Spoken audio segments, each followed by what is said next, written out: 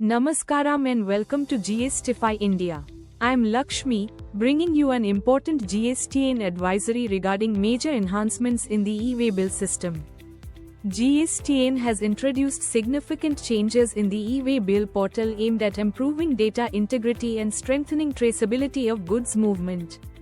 These updates also enable system-driven closure of transactions, ensuring a more robust compliance framework. One of the most important changes relates to bill to and ship to transactions. The Ship to GSTIN field will now become mandatory during e-way bill generation.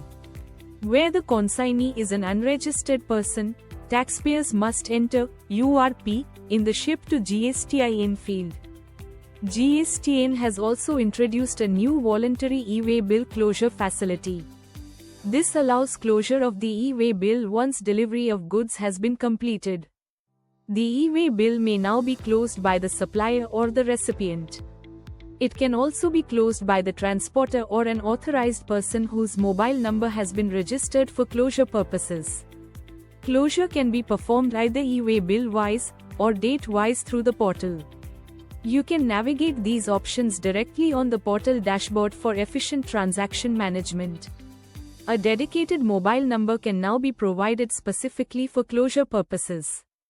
This number can also be updated during vehicle updates or consolidated e-way bill operations. The mobile number can also be managed during the extension of validity. GSTN has also enabled e-way bill closure through OTP verification by drivers or authorized persons using the common portal. This facilitates on-the-spot verification and immediate system updates upon successful delivery. E-way bills can be voluntarily closed on the same day of delivery or on the immediately succeeding day. Another major update is for ERP vendors, GSPs, ASPs, and API integrators.